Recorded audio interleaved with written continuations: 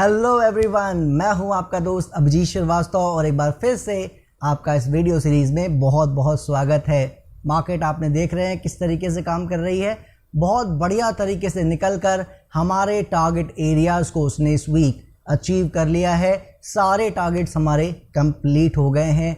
पूरी दुनिया हर बार जब 200-300 पॉइंट्स की गिरावट आ जाया करती थी तो वो डर जाया करते थे कि ये वही टॉप तो नहीं, ये ऐसा तो नहीं यहीं से गिर जाएगा।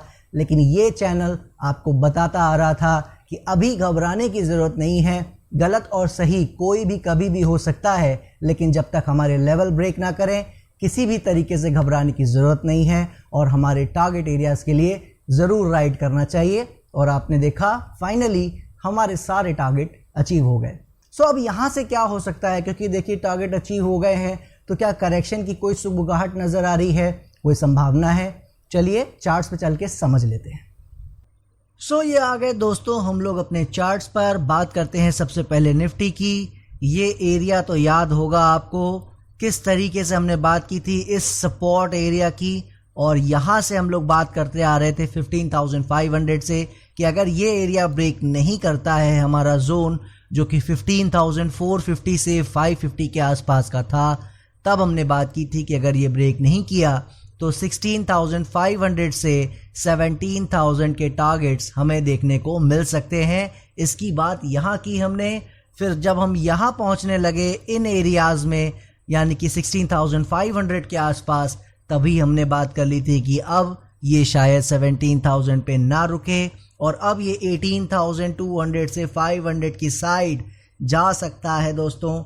और क्या देखा आपने, वो पूरी तरीके से सच होता नज़र आया। थोड़ा टाइम ज़्यादा लिया, यहाँ करेक्ट किया, क्योंकि हम उम्मीद कर रहे थे कि वो जो सारी करेक्शन आनी है वो आनी चाहिए इस एरिया से। वो नहीं आ सकी 17,200-300 से। तो फिर हमने बात की थी कि बाद में अगर आती है तो घबराना नहीं है। और आप देखिए जिसने भी हमारे लेवल्स पे, हमारे सपोर्ट एरियाज़ पे, जिसको हम लोग रेगुलरली रिवाइज करते आ रहे थे, जिसने भी फेथ रखा, आप देखिए पूरा टारगेट आपको होता है इस वीक नज़र आया। गैप से हमारे टारगेट को कंप्लीट किया और बहुत ही शानदार तरीके से काम करता नज़र आया। और इसी के साथ साथ आपको ये समझ आ गया होगा क्यों मैं 8,000 लेवल से आपको टेलीग्राम ग्रुप एंड चैनल पे समझाता आ रहा हूँ कि हमें टॉप को नहीं पकड़ना चाहिए। हम कोई नहीं होते हैं निफ्टी को या किसी भी स्टॉक को भी रिस्ट्रिक्ट करने वाले। हमारी कोई वैल्यू नहीं है मार्केट में। और आप देखिए मार्केट कहाँ से कहाँ आ गई। 8,000 से 18,500 की साइड ऑलमोस्ट आ गई है। 18,300-400 के आसपास ये ऑलरेडी आ चुका है। सो आप समझ गए होंगे क्यों हम लोग अपने इस थ्योरी पे चल रहे थे। और जाहिर सी बात है हर समय एक ही थ्योरी चले ये ज़रूरी नहीं है, मगर टॉप पकड़ने की कोशिश हमें अप ट्रेंड में नहीं करनी चाहिए। ये लाइन हमेशा अपने दिमाग में बैठा लें। मुझे पूरी उम्मीद है आपको डायरेक्ट या इनडायरेक्ट बेनिफिट ज़रूर हुआ होगा। सो अब क्या करना चाहिए, सारे लेवल सारी चीज़ें कंप्लीट हो गई हैं, टारगेट सारे अचीव्ड हो चुके हैं। तो अब जो लेवल फॉलो करना चाहिए वो लेवल अभी भी रहेगा 17,750-800 के आसपास। जी हाँ दोस्तों, ये जो एरिया है अब आपको ये ट्रैक करना पड़ेगा। इस लेवल तक जो देखना चाहे मार्केट को वो ही देखे, इसमें वो ही पोजीशन बना के रखे, वरना अब वैसे भी सारे टारगेट अचीव हो गए हैं। लेकिन वही बात है, टॉप हम प्रेडिक्ट नहीं कर सकते, हो सकता है यहाँ से भी सीधा चलता चला जाए। उसके लिए क्या करना है कि 30-40% पोजीशन बना के रखनी चाहिए 17,800 के सपोर्ट के साथ। सो अब चूंकि ये टारगेट नीचे का अचीव हो गए हैं, लेवल में अब ये हटा दे रहा हूँ और इसको मैं ऊपर कर दे रहा हूँ एक बार। यहाँ पे अब देखते रहेंगे यहाँ से कैसे ये बिहेव करता है। सो इन वन लाइन किसी तरह की प्रॉब्लम आप देख रहे हो नहीं है, एकदम बढ़िया तरीके से वो चलता चला जा रहा है। प्रॉफिट बुकिंग जरूर करनी चाहिए क्योंकि अच्छी चाल मिल गई है, लेकिन जो बची हुई पोजीशन है उसको 17,800 के आसपास के इस लेवल से होल्ड करनी चाहिए। और अब आगे दोस्तों बैंक निफ्टी के चार्ट पर, और टारगेट अचीव होने का सिलसिला जारी है। 39,000 का पहला एरिया, मिनिमम टारगेट एरिया जो था वो अचीव होता नजर आया है। लेकिन मैंने आपसे बहुत ही साफ शब्दों में बोला था कि अब ये 39,000 पे नहीं रुकेगा, तो कम से कम हमें जो वेट करना चाहिए वो 40,000 के लिए वेट करना चाहिए। देखिए मैंने लास्ट वीक क्या कहा था आपसे, ये रेजिस्टेंस उस तरह का है साइकोलॉजिकल बेसिस, जिस तरह के चार्ट स्ट्रक्चर्स यहाँ पे बने हैं, जिस तरह की फॉर्मेशंस यहाँ बनी है, ये रेजिस्टेंस बहुत ही ज़्यादा काम आने वाला है। क्या देखा आपने, जब ब्रेकआउट हुआ उसके बाद की चाल देखिए और उसके पहले की चाल देखिए आप, कि कितना साफ चाल आपको देखने को मिली। इसी की बात मैंने बोली थी कि यहाँ से एक बहुत ही सुंदर चाल आपको इस लेवल के ब्रेकआउट पे देखने को मिल सकती है। और आपने देखा इस वीक ब्रेकआउट भी हुआ और शानदार चाल भी आपको देखने को मिली। सीधा 1000 पॉइंट्स ऊपर ही जाके ये वीक बंद हुआ है और एकदम हाईएस्ट पॉइंट पे बंद हुआ है। सो करना क्या है, करना कुछ भी खास नहीं है, अपने स्टॉप लॉसेस को ट्रेल करते चलना है, रिवाइज करते चलना है। सो अब जो लेवल हमें फॉलो करने थे नीचे के, वो सारे लेवल हट जाएंगे। अब जो हमें फॉलो करना है वो सिर्फ एक लेवल है जो कि आ रहा है ये आपके सामने 38,000 के आसपास। जी हाँ, अब जब तक इस लेवल के नीचे नहीं चलता है, पोजीशन जो है अपनी बना के रखनी है सारी, पार्शियल प्रॉफिट बुकिंग भी नहीं करनी है, स्टॉप लॉस ट्रेल करते जाना है और आगे बढ़ते जाना है। 40,000 कम से कम जब तक टच ना कर ले, किसी भी तरह की पार्शियल प्रॉफिट की भी हमें सोचनी नहीं चाहिए। अभी बहुत बड़ी चाल हमें लग रहा है मिल सकती है इसमें। सो बिना किसी टेंशन के पोजीशन बनाए रखें। बहुत अच्छी चाल अभी हमें यहाँ से भी देखने को बैंक निफ्टी में मिल सकती है।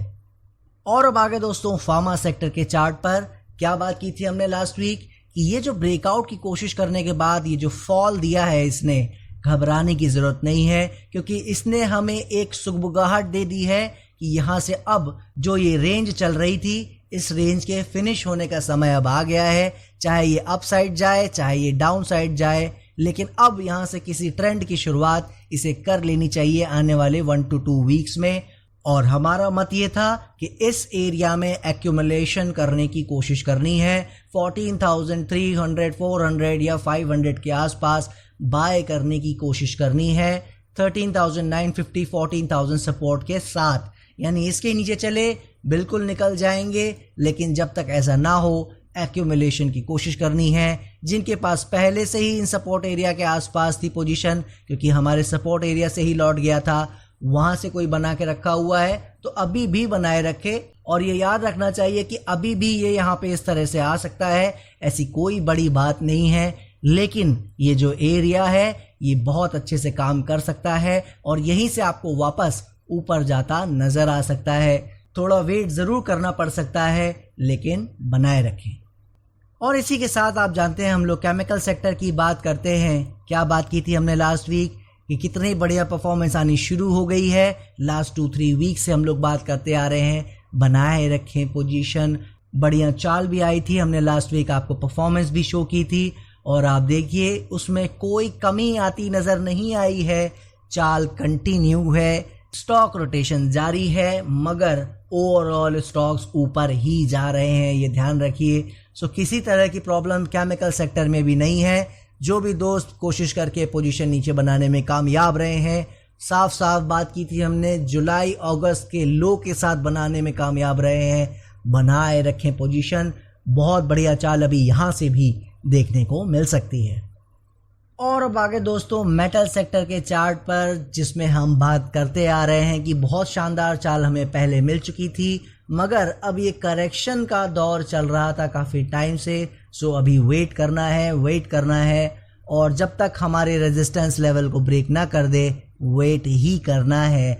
आपने क्या देखा इस वीक, बहुत ही बढ़िया तरीके से ब्रेकआउट देता नजर आ रहा है, जिसके बारे में हमने आपको एक आइडिया दे भी दिया था कि जल्दी दे भी सकता है, कोई प्रॉब्लम नहीं है, लेकिन हमने साफ बात की थी जब तक ना दे दे तब तक दूर रहना है इससे। और आपने क्या देखा, इस वीक ब्रेकआउट जेन्युइनली देता नजर आ रहा है। सो अब क्या करना है, बिल्कुल जो फ्रेश ब्रेकआउट के प्लेयर हैं, जो ब्रेकआउट प्ले करते हैं, उनको ज़रूर इसमें अब ट्राई करना चाहिए। सपोर्ट प्लेयर्स के लिए तो कोई यहाँ पे गुंजाइश है ही नहीं। सो किस सपोर्ट के साथ बढ़ना चाहिए अब जो हमें लेवल फॉलो करना है दोस्तों, वो आ रहा है आपका 5600 के आसपास। जी हाँ दोस्तों, अब आपको यही लेवल फॉलो करना है।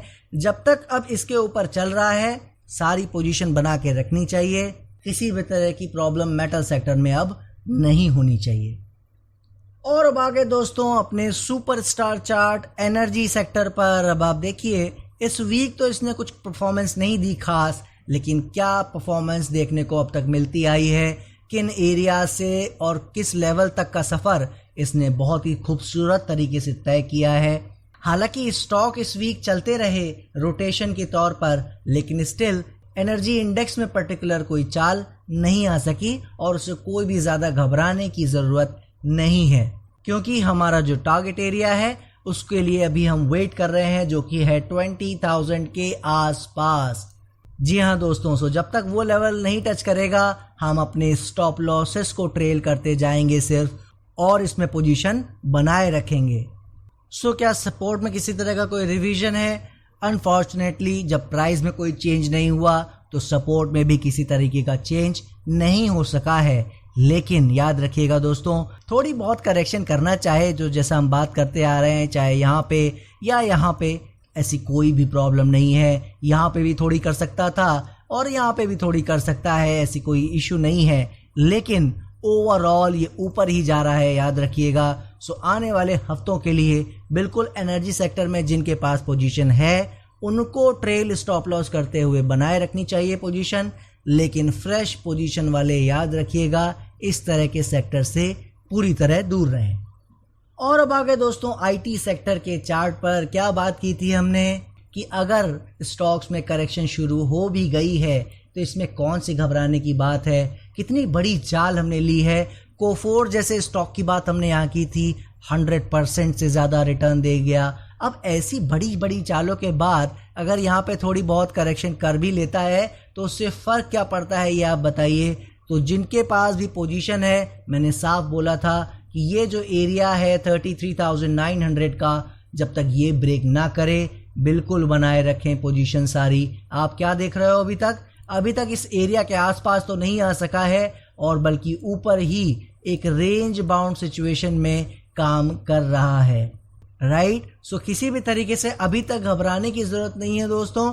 लेकिन ये बिल्कुल सच है कि जो भी फ्रेश पोजीशन के लिए देख रहे हैं, आईटी सेक्टर उन दोस्तों के लिए नहीं है। ये सिर्फ उन्हीं के पास होना चाहिए जो नीचे से हमारे साथ राइड कर चुके हैं इसे। सो उनका वेट करना जैसे मेटल में हमने किया था वो बिल्कुल बनता है, क्योंकि देखिए बड़े बड़े ट्रेंड को खाने के लिए और थोड़ा वेट, थोड़ा टाइम और पेशेंस रखना ही पड़ता है। सो इसीलिए मैं यही कहूँगा, अभी भी वेट करें जब तक कोई गड़बड़ नहीं हो रही है। यहाँ पे 2-3 वीक्स का भी इंतज़ार बिल्कुल करना पड़ सकता है, इसमें कोई डाउट नहीं है। लेकिन ओवरऑल उम्मीद अभी भी यही है कि यहाँ से जब तक लेवल ब्रेक ना करे ऊपर ही जा सकता है। सो जिन भी दोस्तों के पास पोजीशन है बनाए रखें, बाकी फिलहाल इससे दूर रहें। और अब आ गए अपने another superstar chart auto sector पर। दोस्तों किस तरह की चाल आपको देखने को मिली है, क्या मुझे कुछ इसमें बताने की ज़रूरत है? बहुत ही शानदार चाल देखने को मिली। इसी एरिया से हमने बात कर ली थी कि इन एरियाज़ के नीचे नहीं जाना चाहिए, और आपने देखा नहीं गया। रेजिस्टेंस का ब्रेकआउट का वेट था वो भी मिला, सपोर्ट भी ले गया, यानी n नंबर्स ऑफ अपॉर्चुनिटीज़ देते हुए बहुत ही शानदार रैली आपको देखने को मिली है। टाटा मोटर्स उसका सबसे बड़ा एग्जाम्पल है। 270-280 के लोज के आसपास से 500 तक का एक हाई लगा चुका है, उसके ऊपर भी जा चुका है। और सिर्फ टाटा मोटर ही नहीं, आप जाके देख सकते हो सभी ऑटो सेक्टर के स्टॉक्स ऑलमोस्ट बेहतर परफॉर्मेंस आपको करते नज़र आ रहे हैं। स्टॉक्स और सेक्टर में देखिए रोटेशन चलती रहती है, कुछ आगे बढ़े हैं, कुछ पहले बढ़ जाएंगे, कुछ बाद में बढ़ेंगे, लेकिन ओवरऑल बढ़ते ही नज़र आएंगे। उम्मीद इसी की है। स्टॉक सिलेक्शन बस अच्छा होना चाहिए, ख़राब स्टॉक से हमें दूर रहना चाहिए। सो देखिए पार्शियल प्रॉफिट करने में किसी तरह की बुराई नहीं है, लेकिन क्या फुल्ली निकल जाएं, क्या फुल प्रॉफिट बुक कर लें, मेरी नज़र में अभी वो समय नहीं आया है। ये याद रखिएगा कि थोड़ा बहुत टाइम या प्राइस वाइज करेक्शन इसमें ज़रूर देखने को मिल सकता है, लेकिन मिलेगा ही ऐसा कोई ज़रूरी नहीं है। इसीलिए हमारा काम क्या है, अपने सपोर्ट को रिवाइज करते जाना, अपने स्टॉप लॉसेस को रिवाइज करते जाना। सो अब किस लेवल को हमें फॉलो करना है, अब इस लेवल का कोई काम नहीं है, इसे हटा दे रहा हूँ। सो अब जो हमें लेवल फॉलो करना है वो आ रहा है आपका 11,150 के आसपास। जी हाँ दोस्तों, अब आपको इसे ट्रैक करना है और जब तक इसके नीचे अब ना चले पोजीशन बना के रखनी है। यहाँ से चाहे ऊपर से कहीं से थोड़ी बहुत करेक्शन देखिए कर सकता है, 1 to 2 वीक्स भी खड़ा हो सकता है, ऐसी कोई बड़ी बात नहीं है। लेकिन उसके लिए हम अपने स्टॉप लॉस ट्रेल करना नहीं छोड़ सकते, उसके लिए हम अपनी फुल प्रॉफिट बुकिंग नहीं कर सकते।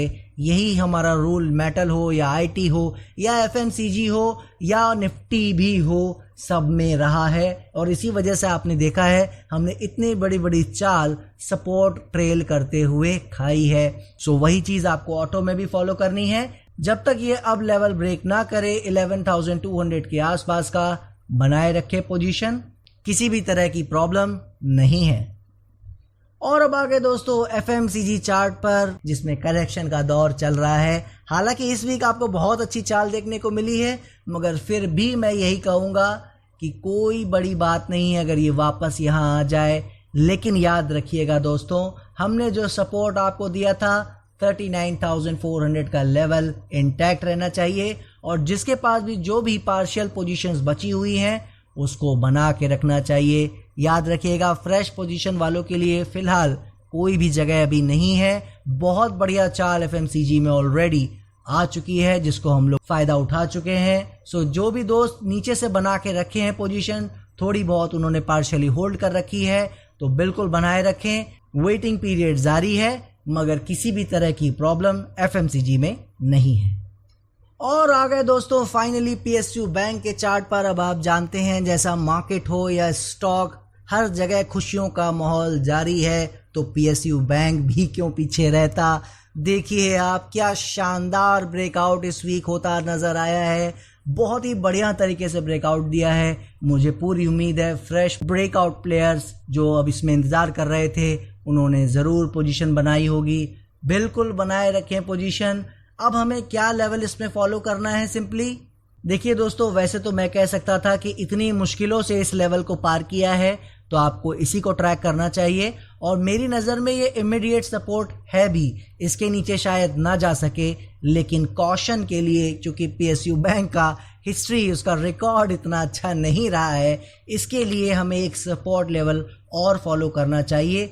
वो लेवल आ रहा है 2450 के आसपास। जी हाँ दोस्तों, अब आपको ये लेवल फॉलो करना है एज ए मेजर सपोर्ट। जब तक इसके नीचे ना चले कोई घबराने की ज़रूरत नहीं है, पोजीशन बनाए रखें। उम्मीद तो यही है दोस्तों कि अब ये 2580 के नीचे भी नहीं आ सकेगा, बट स्टिल इन दोनों लेवल्स को फॉलो करें। किसी तरह की प्रॉब्लम आप देख ही रहे हो, अब पीएसयू बैंक में भी नहीं है। सो ये रहे सारे चार्ट, सभी की हमने एनालिसिस की। चलिए जल्दी से आपके लिए इसे समराइज कर देते हैं। निफ्टी देखिए जैसा हमारे टारगेट सारे अचीव कर चुका है, तो एक आपको ऑब्वियस ही चीज़ समझ में आ जानी चाहिए कि 15,500 से रेगुलरली हम लोग बात करते आ रहे हैं कि ऊपर जा रहा है।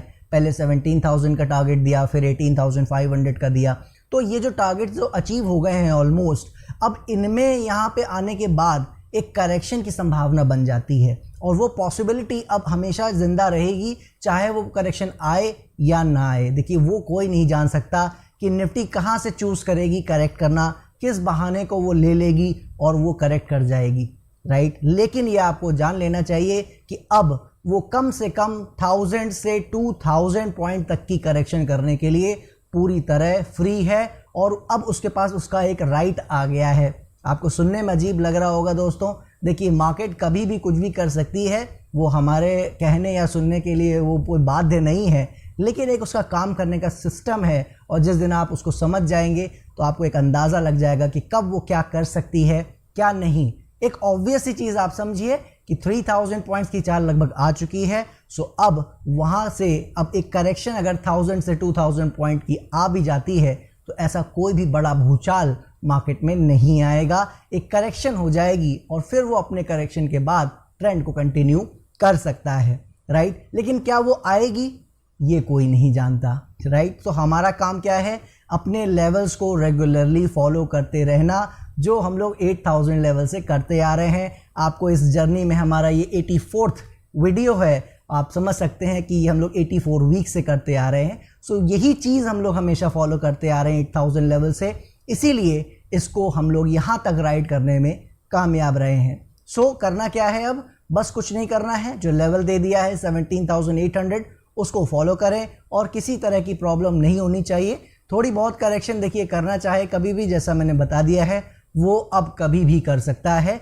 बाकी ऐसी भी कोई प्रॉब्लम मार्केट में नहीं दिख रही है। और अगर इसी के साथ बात करें बैंक निफ्टी की, थोड़ा सा उसने हमें निराश किया है, अंडर परफॉर्मेंस उसमें जारी है। लेकिन एक अच्छी बात यह है, जो हमने आपको पहले भी बता रखा था, कि अगर थोड़ा धीरे भी चल रहा है तो कोई प्रॉब्लम नहीं है। मेन चीज़ क्या है, टारगेट्स होने चाहिए। और 39,000 का जो पहला एरिया था वो उसने अचीव कर लिया इस वीक। और सेकेंड टारगेट के लिए जो हमारा मिनिमम टारगेट एरिया था 40,000 का, उसके लिए वो चल दिया है। हमें पूरी उम्मीद है कि जल्दी ही वो आने वाले हफ्तों में उसे भी अचीव करेगा और उससे भी आगे जा सकेगा।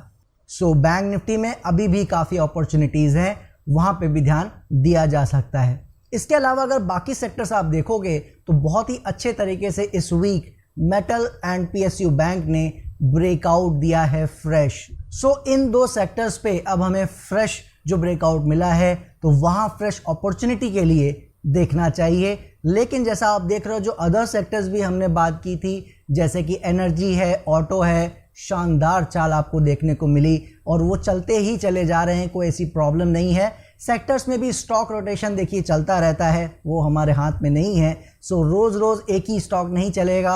अगर आप सोचो टाटा मोटर ही चलता रहे तो ऐसा पॉसिबल नहीं है, कोई कभी चलेगा कोई कभी चलेगा। इसी तरह एनर्जी में भी है, रिलायंस आपने देखा कितनी अच्छी परफॉर्मेंस दे रहा है। जो हमने लेवल दिया था आपको टेलीग्राम ग्रुप में 2050 का, ब्रेक नहीं किया उसे और 2700 के आसपास पहुंच गया है। आप देख रहे हो कितनी शानदार चाल देखने को हमें मिल रही है। सो ओवरऑल जब आप सेक्टर स्पेसिफिक भी देखोगे तो बहुत ही शानदार चाल मिल रही है। और जैसा मैंने बताया, मेटल और पीएसयू में आपको ऑलरेडी फ्रेश ब्रेकआउट मिल रहा है। और बाकी जो रह गए हमारे एफएमसीजी और केमिकल और आईटी, ये सारे अपने निकल रहे हैं करेक्शन जोन में, कोशिश कर रहे हैं अच्छा करने की। लेकिन चूंकि एफएमसीजी और आईटी स्पेसिफिकली ज़्यादा रिटर्न दे चुके हैं तो उनसे ज़्यादा उम्मीद अभी करना ठीक नहीं है। रही बात केमिकल की, उन्होंने चाल दिखानी शुरू कर दी है, जो मैं लास्ट 2 वीक से आपको बताता आ रहा हूँ। और फार्मा में भी सुगबुगाहट शुरू हो गई है और उसका एक एग्जांपल भी मैंने आपको दिया चार्ट पे, नाम भी आपको बता दे रहा हूँ यहाँ पे, सुवन फार्मा, आप जाके चेक कर सकते हैं। बहुत ही बढ़िया चाल उसने सपोर्ट से दी और एक बढ़िया चाल उसमें देखने को मिली। हमने उसका बेनिफिट उठाया अपनी ट्रेडिंग सर्विस में, राइट। सो इसी तरीके से आप अदर सेक्टर्स भी देखोगे, सब में उसी तरीके से काम हो रहा है लगभग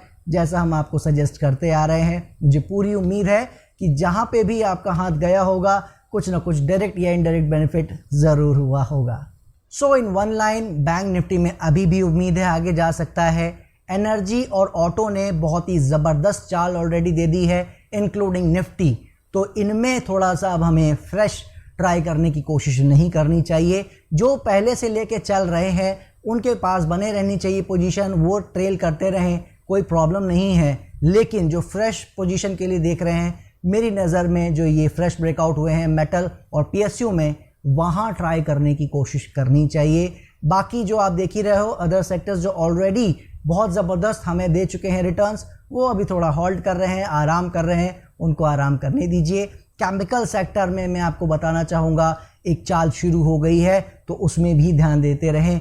फार्मा में भी कुछ ना कुछ सुगबुगाहट शुरू हुई है, उसको भी देखें। सो ओवरऑल सब कुछ अच्छा है। एक टारगेट अचीव होने के बाद एक करेक्शन छोटी मोटी अगर आना चाहे आ सकती है मार्केट में, लेकिन घबराना नहीं है उससे। अभी भी ऐसा लगता है बहुत जान है अभी मार्केट में और आगे भी हमें और रिटर्न देखने को मिल सकते हैं। सो सेक्टर्स तो यहाँ बता दिए गए हैं कि किन में हमें फोकस रखना चाहिए, लेकिन किसी भी स्टॉक में उन पर्टिकुलर सेक्टर्स में अगर जानना है कि उनके स्टॉक्स में क्या चल रहा है, किन सपोर्ट्स के दम पर हम उन्हें फॉलो कर सकते हैं, किस में जान दिख रही है, ये सारी इन्फॉर्मेशन हम टेलीग्राम ग्रुप एंड चैनल पे शेयर करते हैं। डिस्क्रिप्शन बॉक्स में लिंक दिए हुए हैं, वहाँ जाके आप देख सकते हैं। जो भी आप पूछते हैं उन व्यूज़ हम शेयर करते हैं आपके साथ, उन सभी स्टॉक्स को आपके सामने प्रस्तुत करते हैं ताकि आप देख सकें वहाँ क्या अपॉर्चुनिटीज़ बन सकती हैं। बाकी यहाँ कोई बाइंग सेलिंग रिकमेंडेशन नहीं दी जाती है। सो आप उसको खुद देखें, अपने इन्वेस्टमेंट एडवाइज़र की सलाह से वहाँ पे काम कर सकते हैं। सो आशा करता हूँ आपको आज का वीडियो हमारा पसंद आया होगा। पसंद आया है तो प्लीज़ इसे लाइक कीजिए, दूसरों से शेयर कीजिए और सब्सक्राइब का बटन आपने अभी तक नहीं दबाया है, इस चैनल पर नए हैं, प्लीज़ उसको दबाना मत भूलिएगा। सो दे दीजिए मुझे इजाज़त, नेक्स्ट वीक आपके साथ फिर जुड़ूंगा एक नई इन्फॉर्मेशन के साथ। बने रहिए, प्रॉफिटेबल रहिए और नॉलेज को बढ़ाते रहिए, यही मेरी कामना है। नेक्स्ट वीक फिर मिलेंगे, तब तक के लिए जय हिंद।